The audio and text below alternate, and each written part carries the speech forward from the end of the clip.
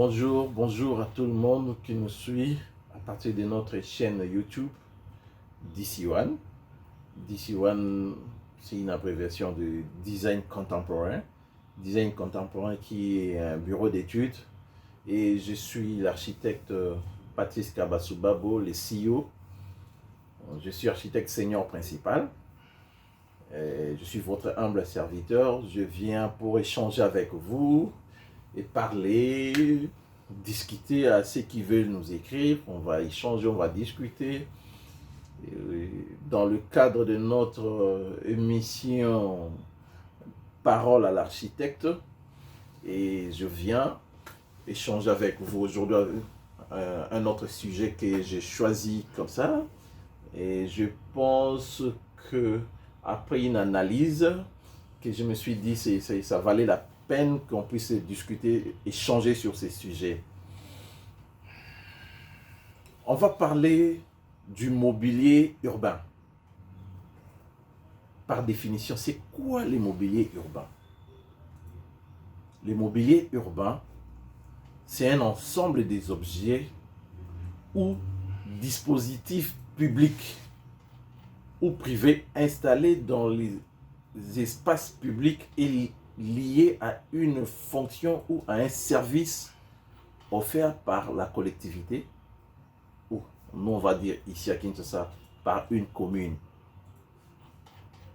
Donc, bref, c'est un espace public aménagé avec des dispositifs bien, soit par l'État congolais ou le gouverneur de la ville de Kinshasa, ou un privé.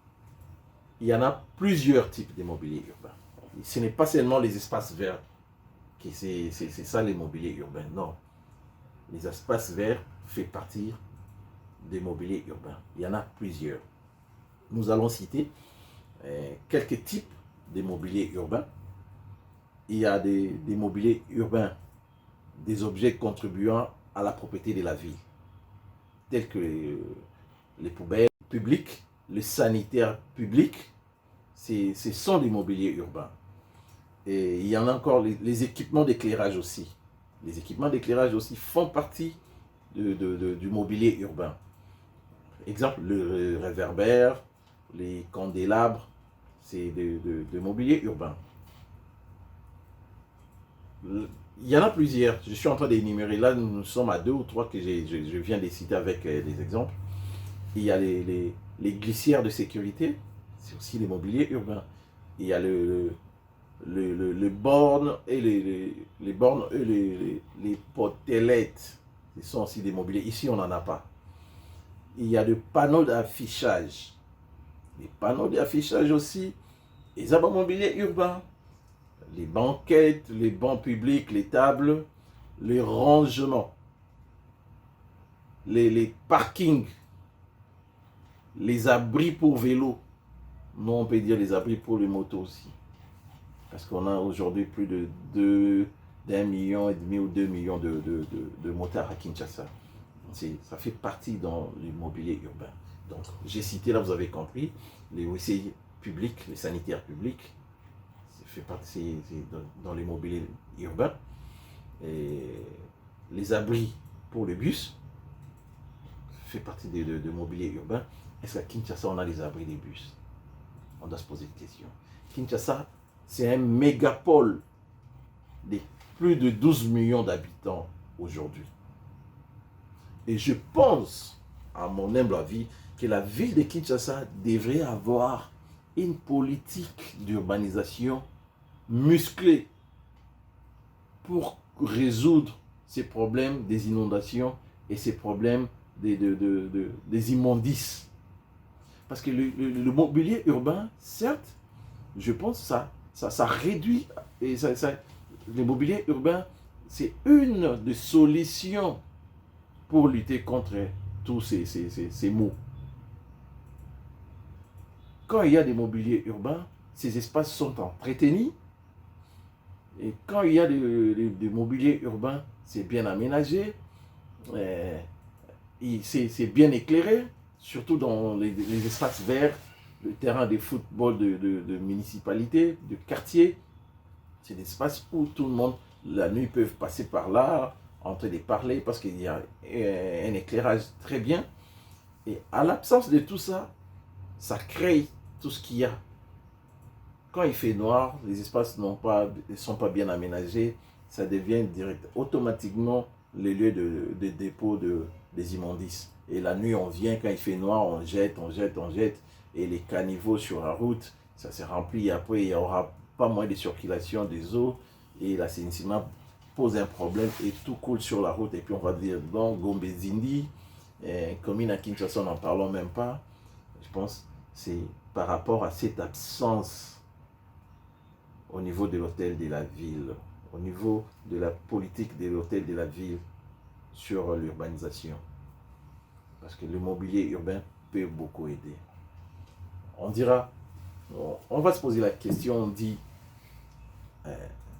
le rôle, je crois que je viens d'expliquer, mais l'importance, on veut avoir une ville modernisée. Comment on peut avoir une ville modernisée sans le mobilier urbain? Parce que les mobiliers urbains font partie des normes pour avoir une ville moderne. Les aérogares, les gares routières, les abris de bus, les abris de vélos et autres. Là, je suis en train de me répéter. Donc, je pense que si on veut avoir une ville moderne, c'est le moment d'étudier la question, de résoudre ces problèmes. C'est maintenant ou jamais, on doit commencer à réfléchir sur ce point. Et la ville doit avoir cette politique-là. Je pense, je ne me pointe pas en donneur de leçons, et là, je suis en train de réfléchir parce que je suis quinois. Moi, je suis quinois, je suis né à Kinshasa. C'est ça ma ville. Je préfère parler de ça avec des pistes de solutions que rester dans un coin en train de critiquer, non. L'immobilier urbain est un luxe pour qu'ils aient kakana Gombe. Non. Non. Aujourd'hui, qu'est-ce qu'on voit? Les journées fériées, qu'est-ce qui se passe dans la ville de Kinshasa? On voit tous les enfants, les parents amènent leurs enfants vers Palais du Peuple, Gare Centrale, Place des Évolués. Attends, non, ça c'est moque de nous. Quand vous partez ici à côté en Afrique du Sud, où on a développé l'immobilier urbain d'une manière extraordinaire, chaque municipalité a une politique musclée. Quand on développe un quartier, la première des choses, l'urbaniste, on pose la question à l'urbaniste, l'espace de mobilier urbain, l'espace vert pour les enfants. Et en Afrique du Sud, c'est dans tous les quartiers. Je ne dis pas dans toutes les communes, non. Tous les quartiers. Or, Bissot déjà, tu as un déficit. Et à Gombe, ils sont juste dans un quartier, pas même toute la commune de la Gombe. Et si on prend l'exemple des Massines, si on prend l'exemple de Yolo, de Kingaboa, de Ngaba, de Bandal aussi je crois, ouais, il n'y en a pas. Limité juste à la 7e rue. Et aujourd'hui, on voit des voyous qui sont en train de faire des choses qu'on ne peut pas accepter. Et sur l'emprise de deux grandes routes de la ville, le boulevard Lumumba et le petit boulevard. Mais il y a des choses qui sont en train de se passer là, on ne peut pas imaginer. On se dit, bon, soit on ne comprend pas ce qu'on doit faire, soit on ne le sait pas ce qu'on doit faire. Comment placer des mobiliers urbains, les espaces d'attraction pour les enfants, dans un coin exposé au danger comme ça? Et là, personne ne dit mot. Je profite, en tant que Quinois, pas en tant qu'architecte, en tant que Kinois et en tant que résident délimité, j'ai dit non. Le gouverneur doit revoir cette décision. Et il ne peut pas laisser ces Indiens exposer nos enfants sur les deux voies publiques avec une fréquentation intense. On ne peut pas exposer les enfants là, mettre un parc d'attractions entre Attends, non, il y a un problème. C'est maintenant ou jamais. Moi, je lance les cris d'alarme pour dire au gouverneur, ces Indiens-là qui ont sollicité cet endroit pour faire ce qu'ils sont en train de faire, je pense que le gouverneur, il a encore un mot à dire pour maintenant. Sinon, quand les catastrophes arriveront un jour, ça sera à sa responsabilité, je pense. Parce que c'est lui le maître, c'est lui le chef du territoire, c'est lui le président de la ville de Kinshasa. Il a un mot. Je pense que c'est le moment. Cet endroit-là, ce n'est pas approprié pour mettre un parc pour les enfants. Donc, essaie un peu de développer une bonne politique d'urbanisation pour qu'on puisse à la longue avoir des mobiliers urbains qui vont nous amener à un développement de notre ville, à la modernisation même de la ville de Kinshasa. On n'a pas besoin d'avoir seulement des immeubles de grandes maisons, des immeubles, comment on dit, immeubles intelligents, immeubles quoi encore, disons, immeubles intelligents ou modulaires, aéroports modulaires, non. Pour avoir déjà, parmi les critères, pour avoir déjà entré dans les critères de villes en voie de modernisation ou de développement, c'est d'abord l'urbanisation et les mobiliers, et ces mobiliers qui accompagnent. Quand vous êtes sur Paris, les longs à un rayon bien déterminé de la tour Eiffel, vous verrez qu'il n'existe pas un bâtiment qui a plus de 5 étages. C'est les normes d'urbanisme. Les gens ne savent pas. C'est comme ça que vous êtes à 5 km de la tour Eiffel, mais vous pouvez voir ça. Parce que les penseurs, les urbanistes, quand ils étaient en train de développer la ville de Paris, quand ils ont pris le point central, le point focal, la tour Eiffel, ils ont dit tout le monde aimerait avoir même le sommet, la pointe de la tour Eiffel. Et c'est comme ça qu'ils ont mis une loi qu'on ne peut pas construire à 5 étages, à 6 étages, à 7 étages, dans un rayon bien donné tout autour de la tour Eiffel. Je pense aussi, je dirais, qu'il y a encore temps, on peut arranger les choses. La ville doit prendre ses responsabilités en main pour bien organiser les choses.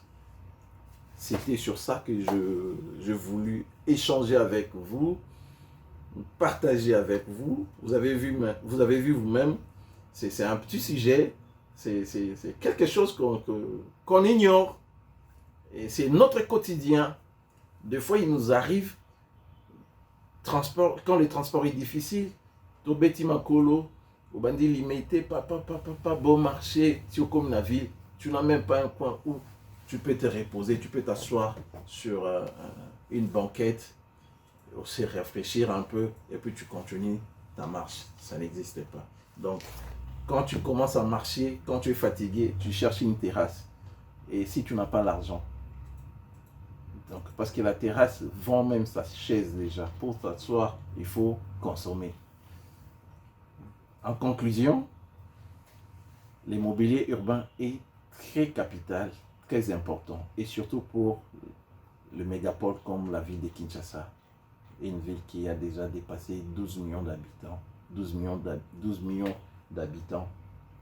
C'est le grand moment pour que l'autorité puisse prendre ses responsabilités et organiser cela. Ce n'est pas un truc qui va se faire en cliquant les doigts, non. Commencer d'abord par des bonnes études, des vraies études approfondies et planifier les projets Si ça va aller en 10 ans, 5 ans, 10 ans, 12 ans, et ça sera une continuité, chaque responsable, chaque gouverneur qui va venir, il va travailler sur ce projet. Et c'est comme ça qu'on peut avoir déjà une ville modernisée et modèle. J'ai dit et je vous remercie. N'oubliez pas de vous abonner sur notre chaîne. C'est votre soutien. Quand vous vous abonnez, vous nous soutenez et ça nous permet d'échanger avec vous, de partager cette petite expérience que Dieu nous a fait grâce. Merci.